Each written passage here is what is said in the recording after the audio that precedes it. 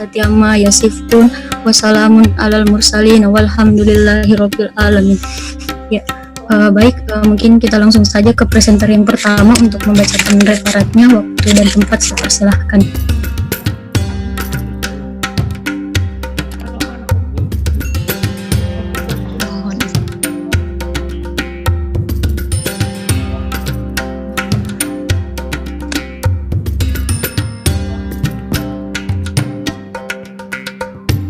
Baik, saya lanjut tadi di anamnesis.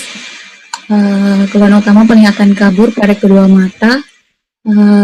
Riwayat penyakit sekarang, pasien datang dengan keluhan penglihatan kabur, dialami sudah 1,5 tahun dan pernah memakai kacamata.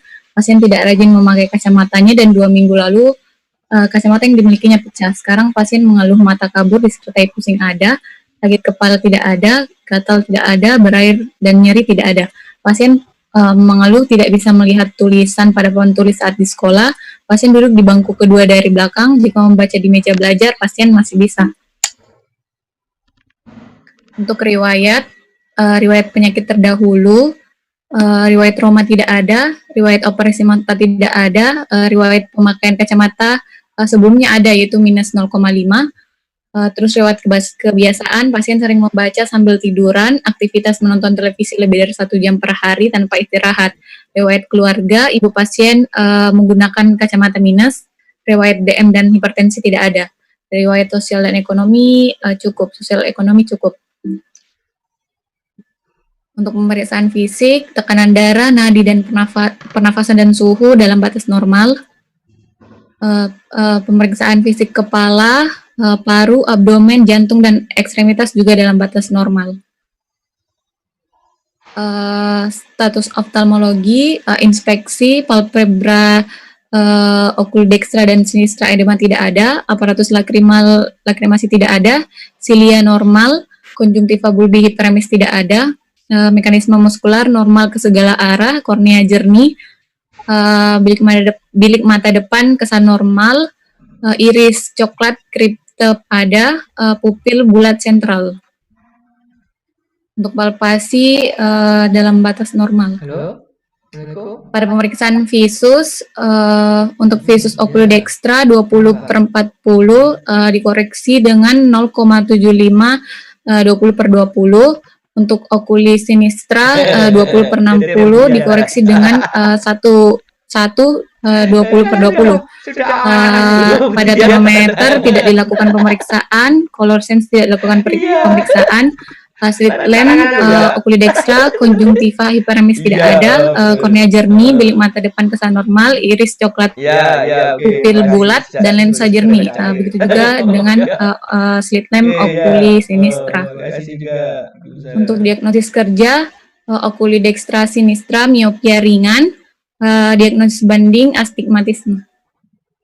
Untuk tata laksananya diberikan Berivision tablet 3x1, Augentonik 4DD1, okulodextra sinistra, dan kacamata sferis negatif.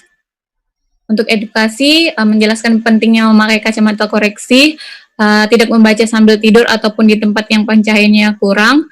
Kecocokan dengan kacamata yang diresepkan bisa berubah sewaktu-waktu karena pertambahan usia dan perubahan struktur bola mata. Untuk prognosis, quo ad vitam insanam itu et bonam. Mungkin itu saja yang bisa saya sampaikan. Saya kembalikan ke moderator. Terima kasih.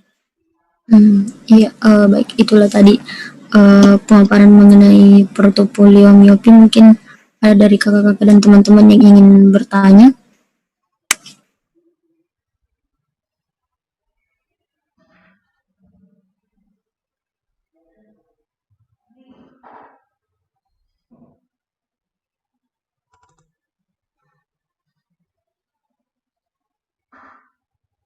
Silakan yang tanya, biasanya yang pakai kacamata.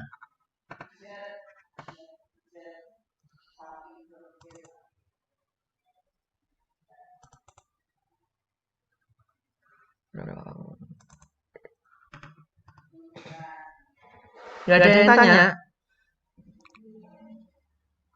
Sudah diajarin nulis resep nggak? Belum, Dok. Belum, Dok. Nggak ada gambarnya resep ini ya? Kan kompetensinya 4A. Nanti di puskesmas itu sudah bisa ukur ukurannya berapa, terus yang diresepkan itu berapa. Nanti optik menerima, dokter-dokter lulusan sekarang nanti menerima itu, bisa nggak dipercaya sama optik. Coba slide-nya yang diagnose, dasar diagnosenya apa itu? Apa dasar diagnosenya miopia ringan?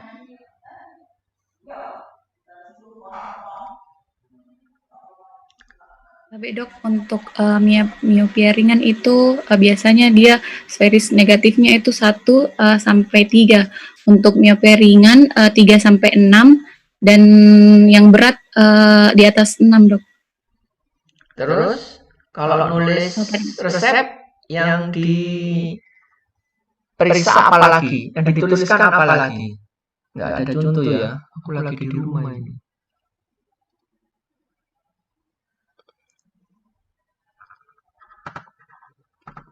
Harus ditulis lensanya, lensa bifokal atau monofokal.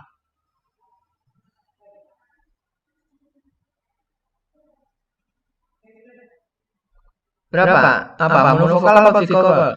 Penglihatan jauh apa penglihatan jauh dan dekat? Itu maksudnya. Penglihatan jauh saja dok. Monofokal berarti kan? Monofokal. Setelah itu minusnya ditulis mata kanan minus berapa?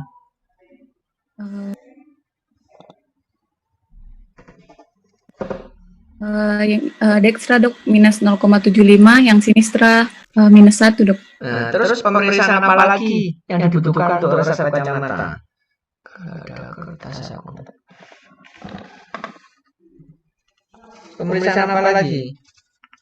Silinder dok,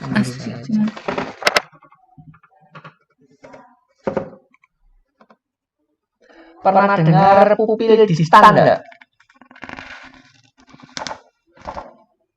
Enggak ada kertas resep. Pupil distan perlu enggak ditulis di resep? Iya dok, perlu dok. Untuk apa? Jarak titik fokus pupil antara kanan dan kiri dok. Nah, caranya gimana? Normalnya berapa?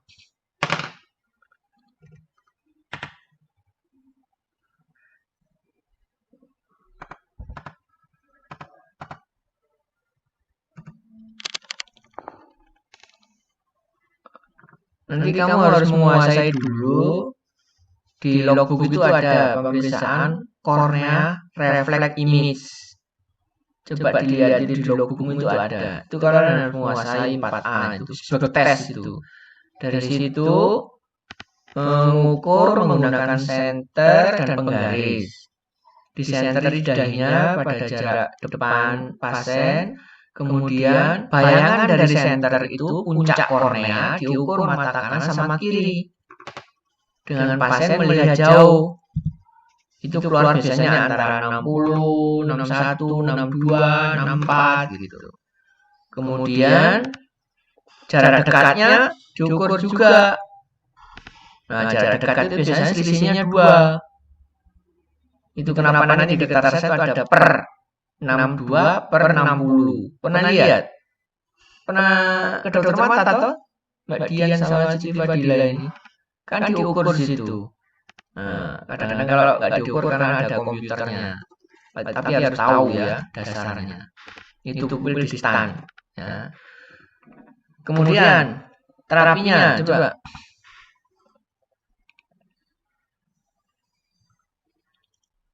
Nah, rasional nggak itu terapinya?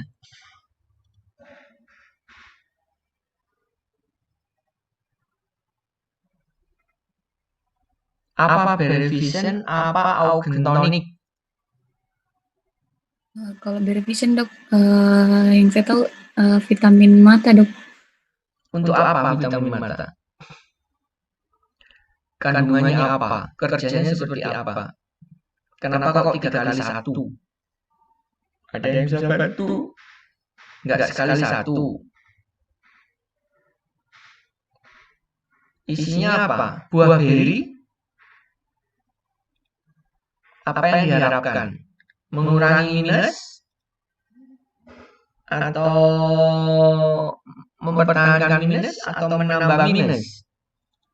Augen tonic apa isinya? Nah, gitu ya caranya melihat portofolio ya. Jadi sudah relevan nggak dengan terkini, penata laksanaan jurnal terkini? Tadi Munawwarah juga terkini itu terapinya kan sudah ada yang masih penelitian, ada yang masih sudah dipakai, sudah direkomendasi, revision direkomendasi oleh siapa pada kasus minus.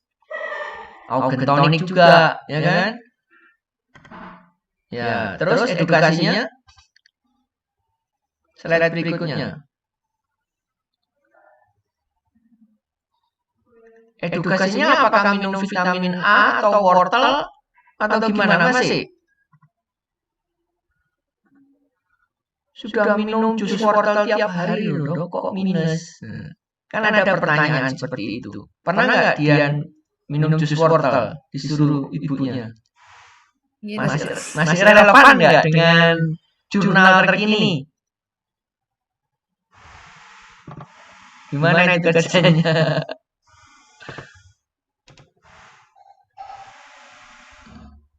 Ya, edukasinya. Kalau ada pertanyaan apa penyebabnya anak ini minus? Dok, padahal ibunya nggak pakai kacamata kan? Apa penyebabnya? Jangan dijawab cahaya titik jatuh di belakang kornea itu ya. Apa jawabannya? Kebiasaannya dok, faktor kebiasaannya. Masa? Kebiasaannya apa? Pada kasus ini yang dianalisis tadi. Sering ini dok, membaca sambil tidur dok. Terus Bisa aktivitas mengisi. Membaca sambil tidur atau tiduran? Tiduran dok. Tidur nggak bisa. Ibunya nggak pakai kacamata. Bapaknya nggak tanya. Ibunya yang memakai kacamata dok. Yang kalau bapaknya tidak. Jadi edukasi terkini itu memang penyebabnya minus itu dominan karena genetik. Lain-lainnya sebab kebiasaan nonton TV, apalagi zaman sekarang tuh laptop, HP nggak bisa lepas, apalagi sekarang, ya kan? Ada pandemi. Edukasinya seperti apa? Masa dilarang pegang HP sama laptop? Gak bisa menyelesaikan tugas. Ya kan? Nah, harus diimbangi outdoor activity, kegiatan di luar ruangan. Itu jurnal terkini. Ahli-ahli mata diimbangi dengan outdoor activity, kegiatan di luar ruangan. Habis pegang HP, laptop, disuruh main bola, main sepeda di luar ruangan. Seimbang antara jam main di luar sama main HP, laptop, dan lain-lainnya. Yang tidur sambil baca tadi. Itu. Edukasinya ditambah itu, ya. Terus slide berikutnya apa yang edukasi tadi coba tampilin lagi apa tadi? Nggak ada minum wortel ya? Tidur. Nah, pentingnya memakai kacamata. Jadi kacamatanya dipakai terus kecuali tidur sama mandi yang utama ya. Nanti tiap tahun kalau masih masa pertumbuhan umur 14, 15, 16, 17 itu paling cepat naiknya. Nggak boleh ketinggalan. Ya, nggak boleh dilepas, nggak boleh terlambat update. Ya, edukasinya pertama pakai kacamata terus, kecuali sudah mandi, tiap tahun dikoreksi, diganti. Kemudian diimbangi dengan aktivitas di luar ruangan, outdoor activity. Kalau tidur sambil HP, ya ibunya nyuntuin gitu, bapaknya. Ya, edukasi orang tuanya. Udah, kacamata diupdate ini. Ya, gitu ya. Ada pertanyaan?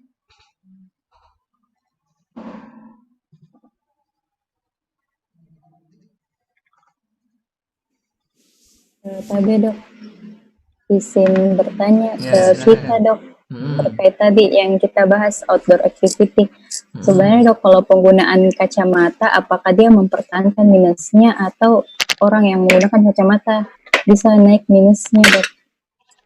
Nah, Walaupun sudah menggunakan kacamata dok.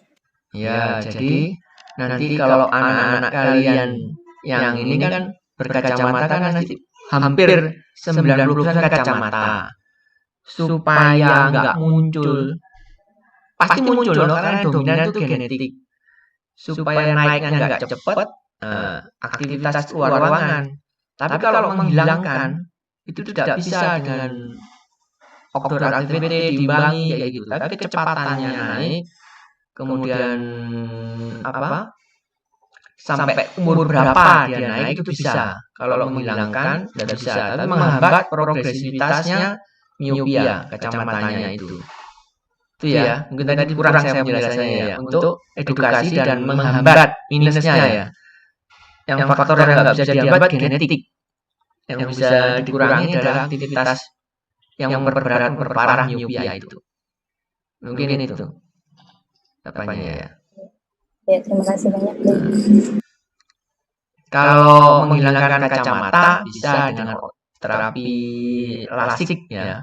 Lasik smile, korneanya dirapikan, korneanya diratakan.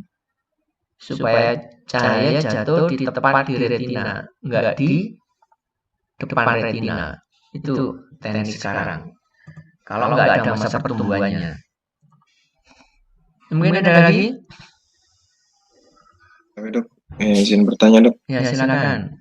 Ya, tapi yang saya tanya kayaknya dok bukan ini masalah miopia dok, karena Nggak apa-apa. saya pakai ini dok, lensa untuk astigmat dok. Yang saya mau tanya tadi itu yang aktivitas outdoor dok, apakah maksudnya bisa juga digunakan untuk orang-orang yang matanya astigmat dok? Iya, jadi sama aja ya. Astigmat dia genetiknya cenderung ke astigmat atau sferis murni. Jadi sama aja. Jadi kalau astigmat itu istilahnya kan miopia sferis tapi miring. Naik minusnya, menaik bola matanya, naik aksisnya, naik ke kecembungan korneanya itu sama, cuma dia miring, nggak bulat kayak bola gitu aja. Jadi sama, hukumnya sama. Karena perkembangannya itu bisa untuk menghambat progresivitas miopia maupun astigmat. Kalau detail astigmatnya berapa sampai berapa dibandingkan antara yang astigmat sama minus itu belum ada penelitian apakah lebih bisa menghambat yang miopia dari astigmat, belum ada. Ya, intinya astigmat itu juga miopia minus biasa tapi jenisnya beda. Sferis, tapi ada astigmat, ada silindernya. Sama-sama minus ya. Bisa untuk menghambat miopianya. Ini Pak Fauzannya ini astigmat ya, silinder. Iya dok. Sama aja ya, minus tapi yang astigmat. Yang ada bulatannya nggak kayak bola tapi ada sudutnya. Kayak lonjong, kayak telur. Sama aja. Silakan ada lagi?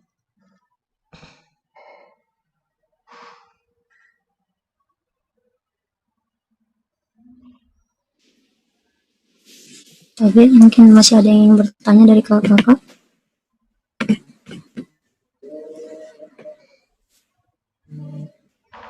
Jadi ininya nanti kalau untuk yang lulusan tahun angkatan ini harus kompetensinya bisa ukur kacamata ya. Ukur kacamata pakai Snellen card, menentukan dia plus atau minus, kemudian memberi resep untuk ke optik, kemudian edukasi kapan dia periksa lagi, terus pola belajarnya seperti apa, seperti apa, terus kapan dirujuk ke spesialis kalau nggak nemu atau nggak seperti apa. Kapan dirujuk kalau pada pasien miopia gini? Kan ngukur tentu sudah minus. Kapan dirujuk? Ada yang bisa jawab?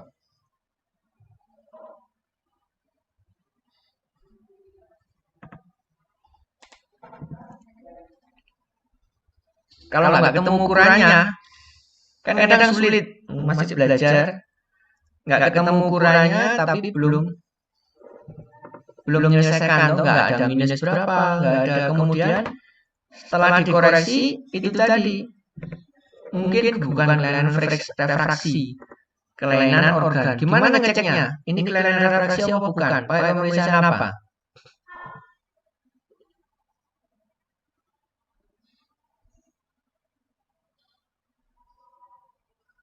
Gimana? Ada yang bisa? Ketika periksa di Snellen-Card duduk 6 meter itu jarak, ketemu minus setengah. Terus tapi kok nggak sampai 6/6. Terus ditambah silinder nggak bisa, tambah lagi nggak bisa lagi. Nah itu kalian kalau nyerah kayak gitu itu dirujuk. Terus ada lagi teknik apa? Pinhole, pernah dengar nggak?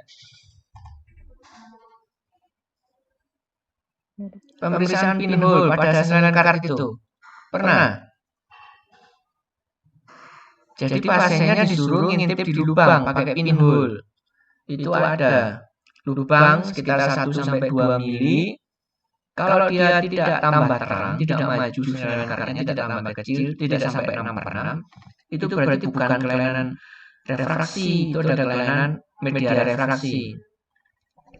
Apa media refraksi yang mungkin? Coba disebutkan dari depan ke belakang. Siapa yang bisa? Kornea, Dok. Kornea, terus Humor akos, Dok. Murakos, Lensa, Dok. lensa, Corpus ciliaris, Dok. bukan corpus ciliaris, Bukan, Dok. vitreous, Iya, Dok. ada vitreous, baru retina, nervus opticus sampai otaknya. Nah, tugasnya dokter cuma itu aja, menentukan dia visusnya nggak maju. Fungsi mata kan untuk melihat. Kalau visusnya nggak normal, nggak 6/6, nggak 20/20, nggak 1.0, itu ukuran refraksi ya. Dicari, kalau nggak bisa dikasih kacamata, berarti kelainan itu tadi. Kalau nggak bisa diukur kacamata, berarti pakai kacamata. Itu saja sebenarnya. Kalau di depan kelopak mata ada ptosis, di kornea ada keratitis, di murakos ada uveitis, di lensa ada katarak, vitreous ada retinopati diabetes, di retina, di nervusnya neuritis, di otaknya stroke. Itu aja selesai sudah, lulus jadi dokter mata. Ya, itu. Jadi kapan dirujuk kalau nggak bisa ketemu refraksinya? Ada kelainan organ yang lain. Ya, kerusakan itu tadi. Udah cukup? Sudah zuhur di sana ya? Kalau di sini belum. Silakan. Ada pertanyaan?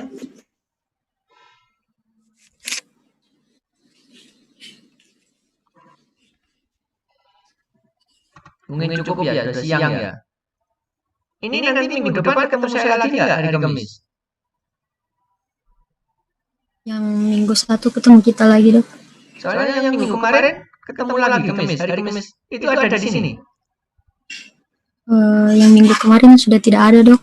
Oh, Tapi kemana? Jadi orang baru lagi ya. Ya udah, nggak apa-apa, nanti saya tanya. Jadi menjelasin lagi, ngulang lagi gitu. Tapi pikir yang kemarin mau saya tambahin, tapi ini belum tahu menguasai juga. Kemarin sudah yang itu, yang miopia, sesek kacamata, Amsler grade ini ternyata belum juga ya. Ya sudah. Udah cukup kalau gitu. Nggak ada yang maju toh? Nggak ada lagi ya? iya, Dok. Ya cuma minggu depan kalau sama saya kasih materi lagi yang CPA yang lain tentang presview, hipermetrop juga. Oke, terima kasih. Sudah cukup ya? Ya, moderator gimana? Silahkan ditutup. Ya, Dok. Baik, mungkin kita cukupkan pertemuan pada siang hari ini. Terima kasih Dok atas waktu dan ilmu yang telah diberikan. Semoga dapat bernilai ibadah dan dapat bermanfaat bagi kita semua Dok. Mungkin alangkah baiknya kita tutup dan membaca doa terlebih dahulu. Ya, berdoa dimulai. Subhanallah walhamdulillah wala ilaha illallah wallahu akbar. Auzubillahi minasyaitonir rajim. Bismillahirrahmanirrahim. Alhamdulillahi rabbil alamin. Allahumma sholli ala sayyidina Muhammadin wa ala ali sayyidina Muhammad. Allahumma fa'ni bima alamtani wa alimni ma yanfa'uni warzuqni ilma yanfa'uni. Subhana rabbika rabbil izzati amma yasifun wa salamun alal mursalin walhamdulillahi rabbil alamin. Amin.